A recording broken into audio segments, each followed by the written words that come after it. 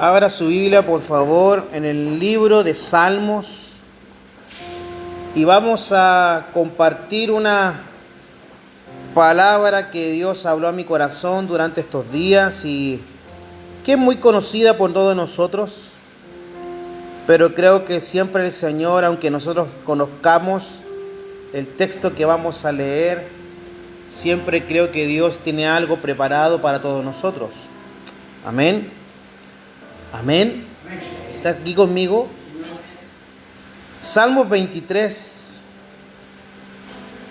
Vamos a leer un par de versos de ese texto. Cuando lo tenga me dice amén, por favor. ¿Lo tiene ahí? Salmos 23, voy a leer el verso 1, que usted y yo lo podríamos leer de memoria si quisiéramos, ¿verdad? Pero lo vamos a leer con la palabra en la mano y dice, si usted lo lee conmigo: Jehová es mi pastor, nada me faltará. Pero quiero que ahora saltemos un poquito más adelante y vayamos al verso 4 del mismo Salmo 23. Y usted diga conmigo: aunque ande en valle de sombra de muerte, no temeré mal alguno, porque tú estarás conmigo. Tu vara y tu cayado me infundirán aliento. Padre, háblanos en esta tarde, mi buen Señor. Jesús, necesitamos oír tu voz en este día. No queremos, Señor, que nada nos desconcentre a lo que hoy día, mi Señor amado, usted nos quiere hablar. Yo le quiero rogar con toda humildad y con sencillez de corazón de que hoy día tu palabra venga como una palabra rema, una palabra profética, una palabra específica a nuestro corazón. Necesitamos, mi Señor, de forma urgente escuchar tu voz. Señor, necesitamos que tú nos hables, que tú nos ministres. Necesitamos ser llenos y revestidos de tu gracia a través del consejo de tu palabra, mi Señor. Sabemos que tu palabra viene a nuestro corazón y la queremos recibir como tal, entendiendo, Señor, de que tú estás hoy en medio de nosotros. Recibimos, Señor, lo que tú nos quieres decir. Dios, la atesoramos en nuestro corazón, en el nombre poderoso de Jesús. Amén y amén. Tome su asiento, por favor.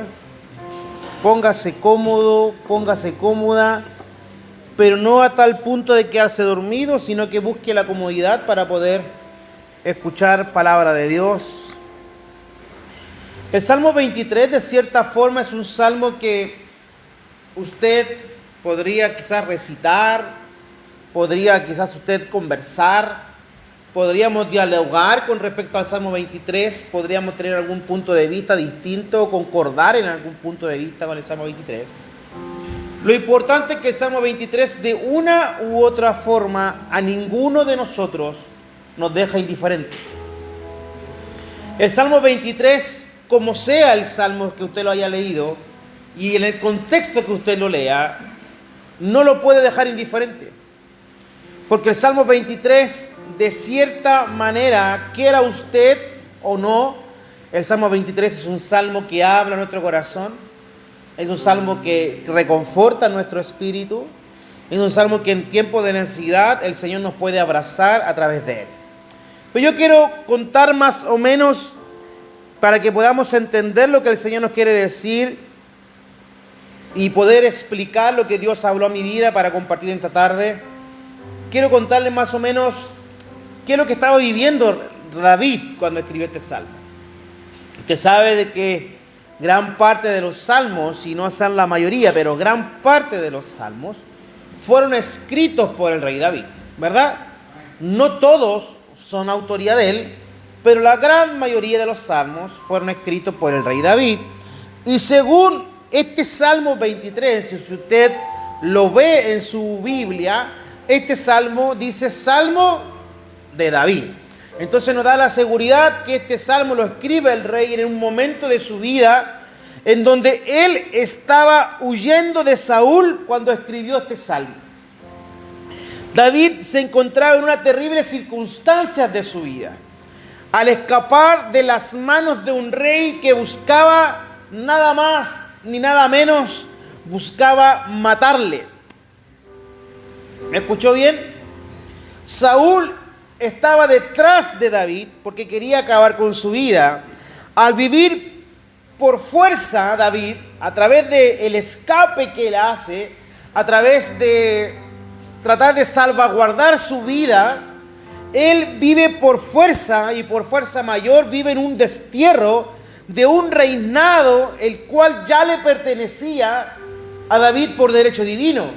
Ha de acordarse usted que David ya había sido ungido rey por Samuel, cuando Samuel lo va a buscar y pide a su padre que le traiga a sus hijos, se acuerda, y pasan los hijos, y ninguno era apto hasta que hacen llamar al rey a David, y es ungido por Samuel como rey de Israel, siendo todavía Saúl el rey en ejercicio, ¿verdad? Va conmigo esta historia, usted sabe esa parte de la historia.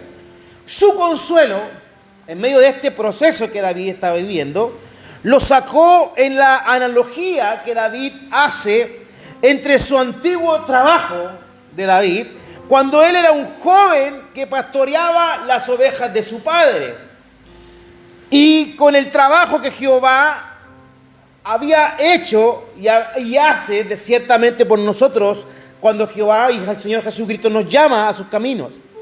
Así como David dice y piensa en medio de su destierro y en medio de su desierto, David dice: así como yo cuidaba de las ovejas de mi padre, la cuidaba de los lobos, la cuidaba de los leones, la cuidaba de los osos, ahora Dios va a cuidar de mí de la mano de Saúl. En el valle de sombra y de muerte, al que era sometido David como un forajido de las manos del rey que era su enemigo en ese entonces su consuelo era que así como él había cuidado de las ovejas de su padre, que al cual no les pertenecía, sino que estaban solamente bajo su administración y bajo su cuidado, así como él se había enfrentado contra osos y leones para cuidar las ovejas de papá, hoy día Dios iba a cuidar de él de las manos de Saúl. Siempre Dios va a cuidar de nosotros en cualquier circunstancia en que usted y yo nos encontremos.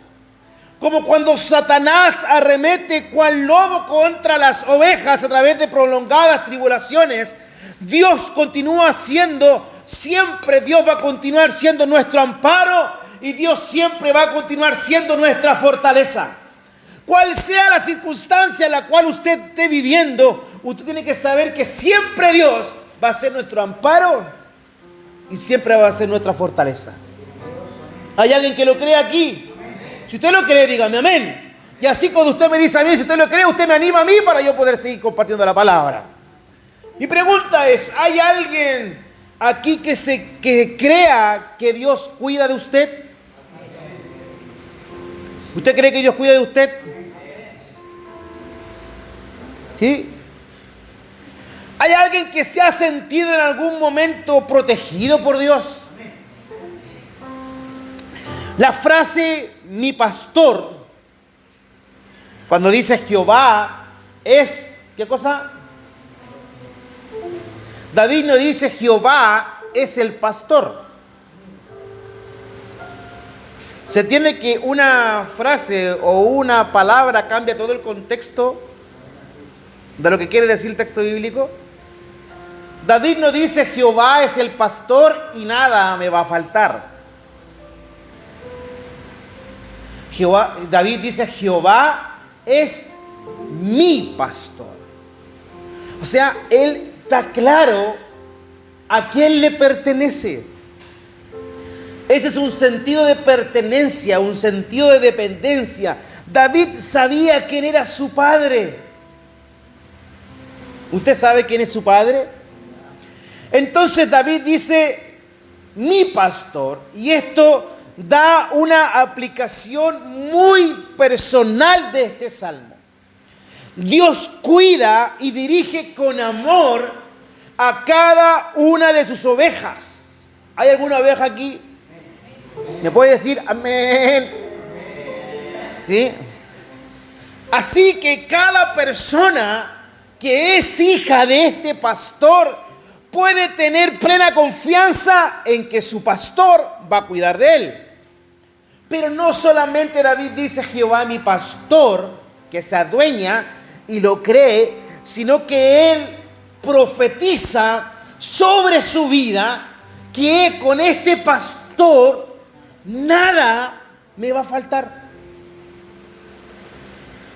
Y el nada me va a faltar es consecuencia de la primera línea de este salmo, cuando dice mi pastor. Y mi pastor me da la autoridad y la convicción para poder decir nada me faltará. ¿Se entiende? ¿Va conmigo hasta ahí? Porque Dios es mi pastor y no tengo temor de nada, pues Él siempre va a proveer de lo necesario. Iglesia amada, hemos de confiar y hemos de descansar en Él completamente. El Nuevo Testamento enseña que Él quiere que pidamos lo que necesitamos todos los días. ¿Hay algo que usted necesite hoy? Le puede preguntar a alguien que tenga a su lado, ¿necesitas algo hoy? ¿Qué necesitas hoy?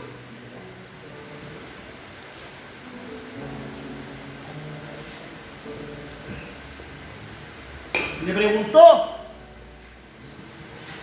Mi pregunta es, ¿qué es un valle de sombra y de muerte? ¿Por qué el salmista dice esto? ¿Y por qué por qué o cómo se sentía David cuando dice, cuando ande en valle de sombra o de muerte? Una cosa es que David diga cuando ande en valle de sombra y de muerte, y otra cosa es que usted y yo sepamos qué es un valle de sombra y de muerte. En la Biblia, la palabra valle generalmente se le asocia con tiempos de tristeza y tiempos de angustia.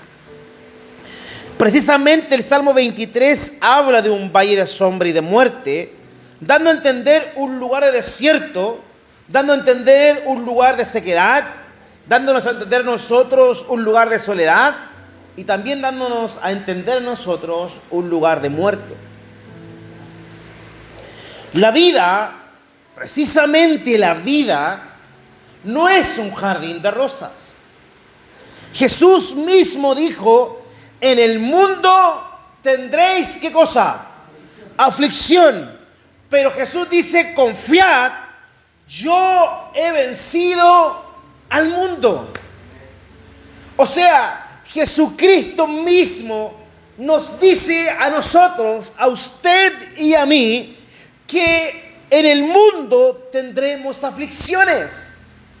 Jesucristo no nos promete una vida como un jardín de rosas. Jesucristo nos dice, en el mundo tendréis aflicción. Pero además dice, confiad, yo he vencido al mundo. Y es probable que en este tiempo, quizás usted y yo en este momento de nuestra vida, nos podamos encontrar al borde de la muerte de un sueño. Quizás usted se pueda encontrar, quizás que sus sueños no han sido concretados. Quizás usted pueda sentirse o pueda encontrarse quizás en la muerte de una relación amorosa, o en algún conflicto familiar, o quizás usted se pueda encontrar en algún conflicto con un ser querido. Quizás usted pueda sentir que viene quizás un proyecto que usted parecía que iba a triunfar, quizás está muriendo. Quizás usted pueda sentir que la palabra que Dios un día le entregó, quizás no se va a cumplir. Quizás el proyecto que usted tenía para este año lo ve medio complicado, o vemos que está no muy claro, que pensamos que no se va a cumplir, y pensamos quizás que nuestra vida no está por el camino que realmente anhelábamos tener, etcétera, etcétera, etcétera. A través de estos tiempos, y en estos tiempos en particular que estamos viviendo, y en la circunstancia que usted y yo podamos estar viviendo, no significa precisamente que hayan venido sobre nuestras vidas o esta circunstancia que usted sienta que está viviendo el fin de una relación, un proyecto que no ha terminado, una palabra que no se ha cumplido. Quizás esto no es por culpa nuestra o por pecado que quizás nosotros podamos sentir. Porque muchas veces pasa en que nosotros sentimos o pensamos o creemos al igual que en el Antiguo Testamento. Pensamos que estamos enfermos porque alguien pecó. Pensamos que las cosas no resultan porque Dios nos está castigando. ¿Se acuerda usted que cuando los discípulos fueron con Jesús y había un hombre que estaba enfermo y que había que orar por él y estaba pidiendo salud? Los discípulos le preguntaron a Jesús, ¿quién pecó? ¿Estos sus padres? ¿Se acuerda de eso?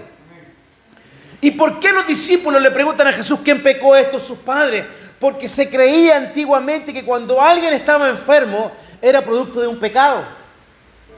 Cuando alguien estaba enfermo de alguien era porque había pecado él o porque sus padres o sus antepasados habían pecado.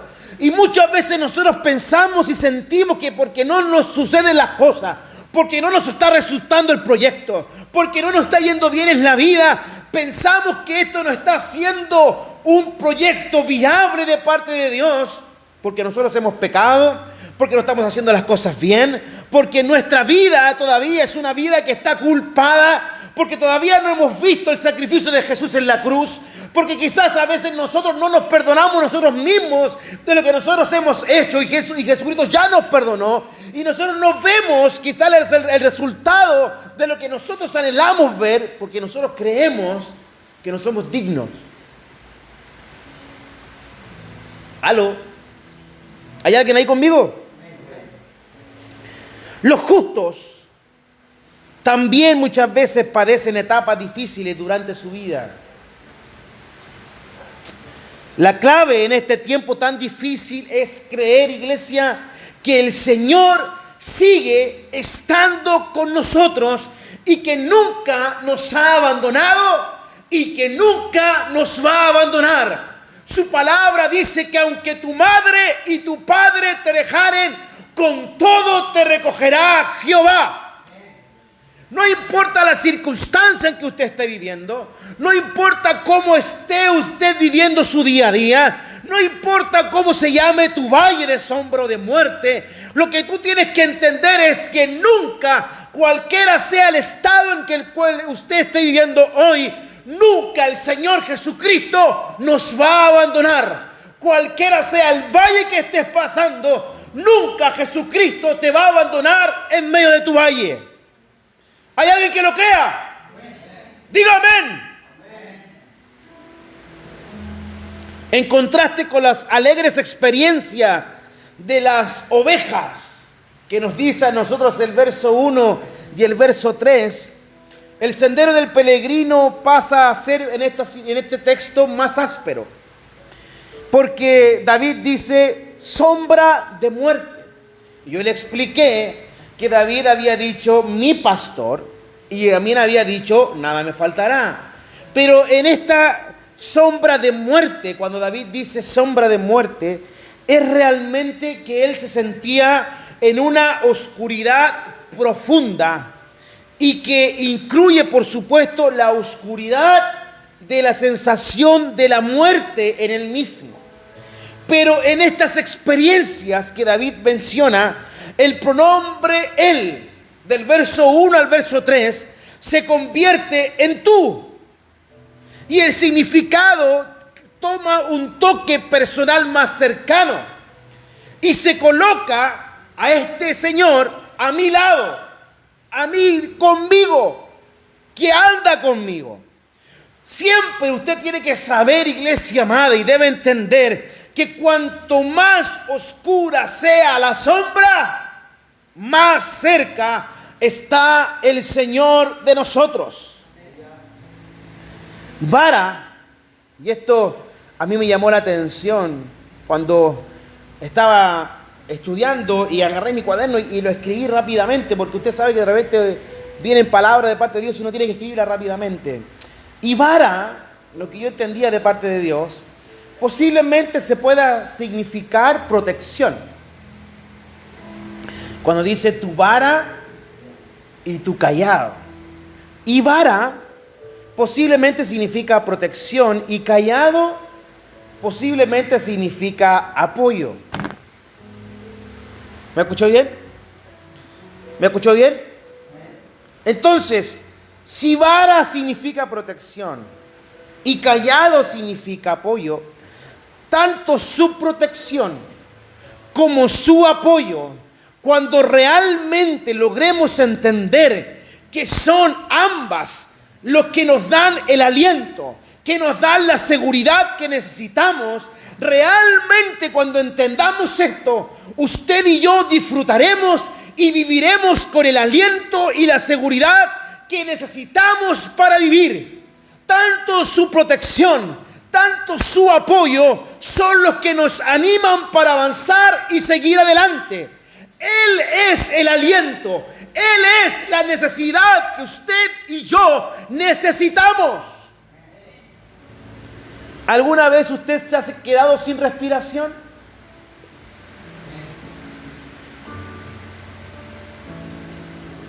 Después de correr, después de jugar, después de saltar, después de hacer boxeo y te pegan en la guata y se queda sin respiración, después de saltar la cuerda o ir a correr a la playa o jugar a la pelota o jugar con los amigos, de repente uno se cansa, ¿o no? Cuando juega al montoncito o echa la cuerda o hace ejercicio, ¿se ha cansado alguna vez? ¿Ha sentido como que le falta la respiración? ¿Como que ha tenido esa sensación que le cuesta respirar? ¿La ha sentido alguna vez usted? Y en ese momento como que se nos va el aire. Y en ese momento es como que se nos nubla todo y lo único que desea usted es volver a respirar. ¿Alguna vez a usted se le ha quitado el aire cuando ha tomado agua mal? ¿Sí o no?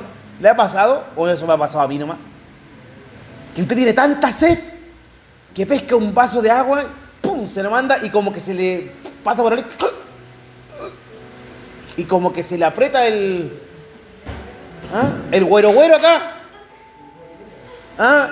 y como que uno no puede respirar, hermano, y se desespera y se nubla y empieza a moverse.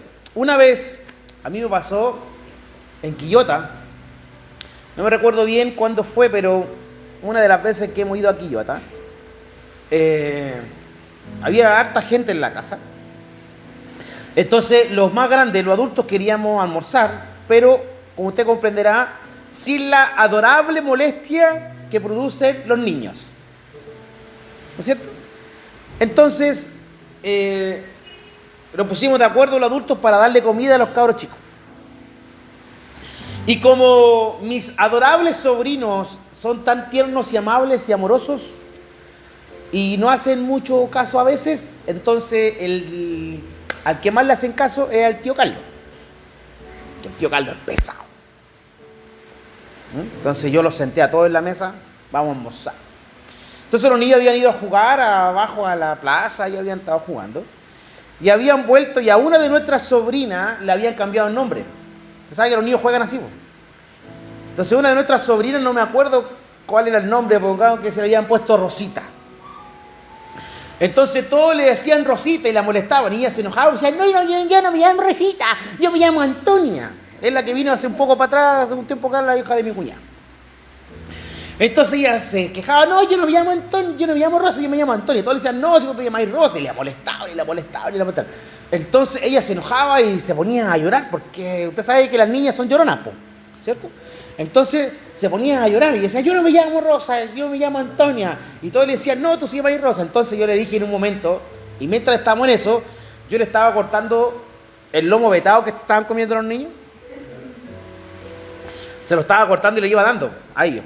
Pero yo, como soy medio malulo con los cabros chicos, entonces yo le agarraba la carne a uno de ellos, le cortaba para que picaba, pero le cortaba dos, y uno para él y uno para mí. Se le decía, ya tome tú, y uno para aquí. Así les cortaba. Entonces en un momento yo le corto la carne a la Antonia, que está al lado mío, y para hacerla rabiar, le corto la carne yo, y le digo, ya Antonia, ¿te llamáis Antonio o te llamáis Rosa? Y ella me dice, me llamo Rosa. Entonces, de todo lo que había reclamado, que ella no se llamaba Rosa, sino que se llamaba Antonia y reclamaba, cuando digo, ya, ¿cómo te llamas? ¿Y tú te llamas Antonio? No, me llamo Rosa. Entonces, todos lo largamos de reír. Y justo en ese momento yo me he hecho un pedazo de carne a la boca. Se la había robado y me había hecho un pedazo. Y todos los niños nos reíamos y nos jodíamos la risa, y la carne a mí se me atragantó acá. Entonces yo empecé... Me puse morado, hermano, y saltó el Chan, el Que, la Jana, el Matías, todos los cabros chicos, tratar de ver. Usted va a entender, hermano, que cabros chicos de este porte van a poder salvarme la vida a mí. Difícil, ¿no es cierto? Entonces ellos trataban de pegarme y se pusieron a gritar, se está muriendo el tío, y todo quedó la embarrada en la casa. Y trataban de desahogarme, y yo no podía, hermano, y yo vi el túnel. Vi el túnel allá, lo vi. No sé si era el túnel en el melón o no sé, pero una cuestión negra vi, que me iba. Y desesperado, morado, rojo, y no podía soltar la carne. Y voy a la cocina, tratando de pedir auxilio a los más grandes que estaban cocinando, y mi adorable esposita estaba cocinando. Entonces ella estaba friendo unos huevos. Como 50 huevos, porque era un montón de gente.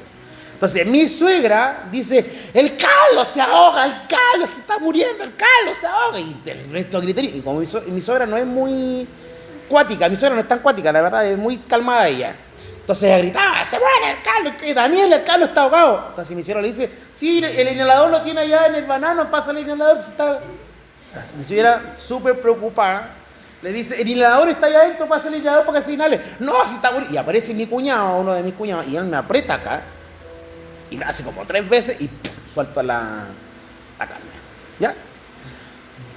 Entonces, yo en ese momento de ahogo y de desesperación, cuando uno le quita la respiración, y aparte que yo soy asmático, tengo problemas, tú te nublas. Lo único que necesitas es volver a sentir que puedes respirar. Y cuando vuelves a sentir el aliento de vida en tu corazón o en tu cuerpo, viene paz. Entonces, el salmista dice, dentro de su expresión, él dice, léalo conmigo. Léalo conmigo. Dice, tu vara, el verso 4, tu vara y tu callado nos infundirán, ¿qué cosa? Aliento. Y cuando usted y yo dejamos de respirar, lo único que necesitamos es volver a tener la sensación que podemos respirar, ¿verdad? Y nos nublamos. Cuando se nos vienen los problemas, cuando se nos vienen las dificultades, cuando se nos vienen las malas noticias, como que se nos nubla todo. ¿Le ha pasado, no? ¿Me puede levantar a la mano a alguien que le gusten las malas noticias? ¿Hay alguien aquí que le guste las malas noticias? ¿No? ¿A nadie? ¿A alguien le gusta tener problemas? ¿A alguien le gusta tener dificultades? Entonces, cuando se nos vienen las malas noticias o las dificultades, algunas veces nos cuesta respirar. Nos cuesta en el sentido de pensar. Nos cuesta porque se nos nubla la mente. Cuando estamos en dificultades y en problemas, no podemos nosotros tomar buenas decisiones porque tomamos decisiones con nuestra cabeza nublada, con nuestra cabeza que no está en su 100%, no está en su raciocinio, sino que está pensando en el problema y queremos solucionar nuestros problemas estando en problemas. Pero es ahí donde usted y yo debemos entender que necesitamos aliento. ¿Pero aliento de quién? Aliento de papá. Según el diccionario, dice que aliento es aire que se expulsa por la boca al respirar. Según el diccionario, dice que aliento es fuerza moral y energía del ánimo que impulsan a la actividad. Según el diccionario dice que aliento es audacia, bizarria, vigor, impulso, voluntad, ánimo, valor, de nuevo, esfuerzo. Pero este aliento que hace el salmista, si yo lo conjugo para poder entender nosotros qué es lo que dice el salmista cuando dice tu vara y tu callado me infundirán aliento, es como viene de la palabra alentar. ¿Se entiende? Y alentar es animar. Alentar es incitar, es inducir, estimular, excitar, reavivar. Es exhortar, es confortar, es consolar, es reanimar y es reconfortar. Entonces, el salmista también dice, me infundirá. Infundir es provocar a una persona o a una cosa un sentimiento o un estado determinado. Entonces el salmista nos dice, tu vara y tu callado, que yo le decía que era tu protección y tu ayuda, me infundirán aliento. Tu protección y tu ayuda me provocarán ánimo. ¿Se entiende?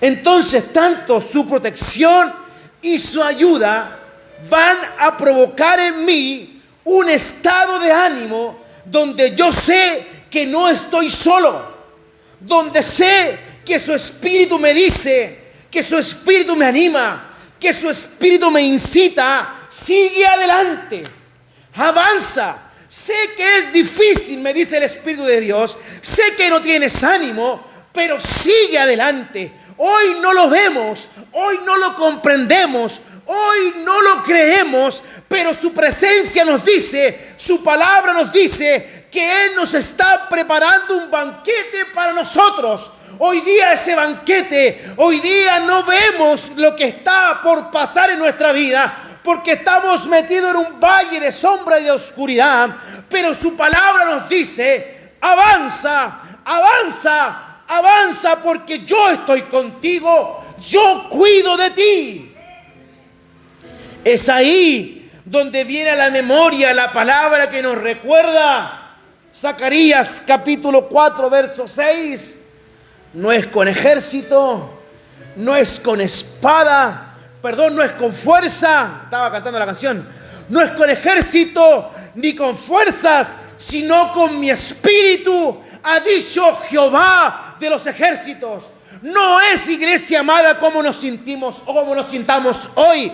Es su espíritu, es su cuidado, es su apoyo, es su protección que te anima y te dice, no temas, yo estoy contigo. Te dice, no temas, yo estoy contigo.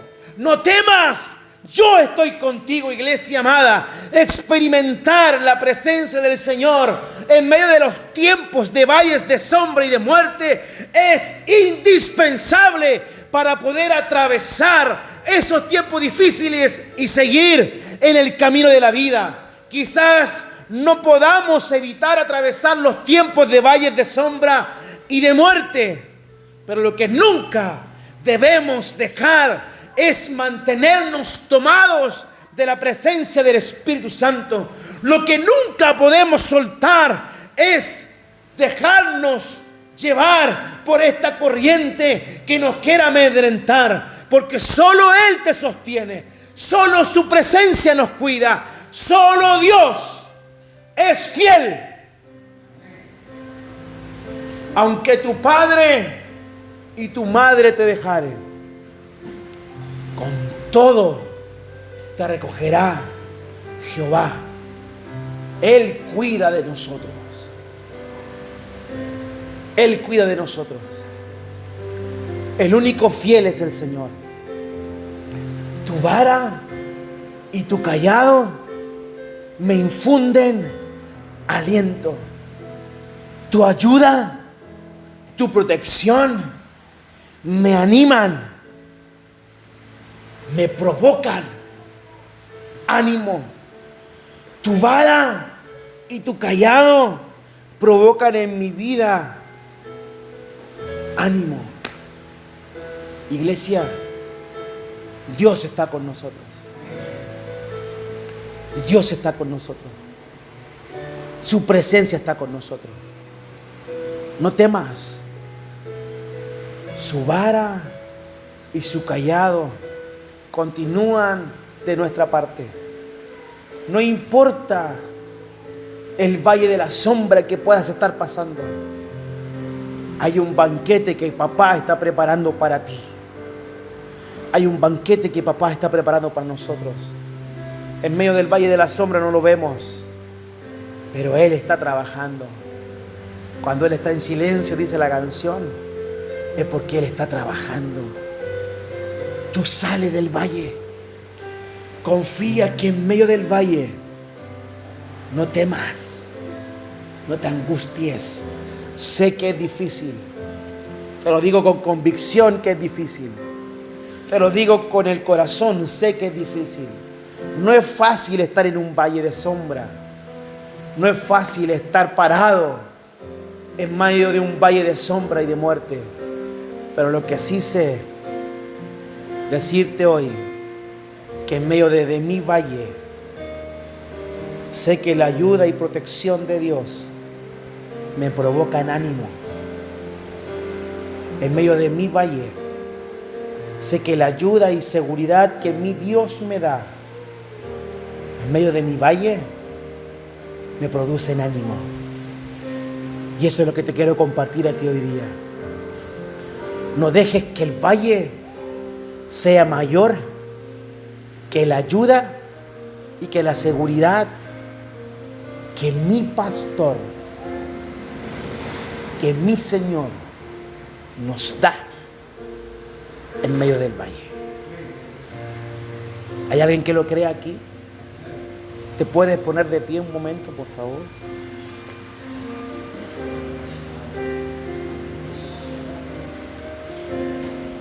Puede ponerse de pie un momento. Y donde estás, en esa quietud, puedas cerrar tus ojos. En medio de tu quietud, cierra tus ojos. Por favor, no te preocupes qué es lo que pasa o qué es lo que sucede a tu alrededor.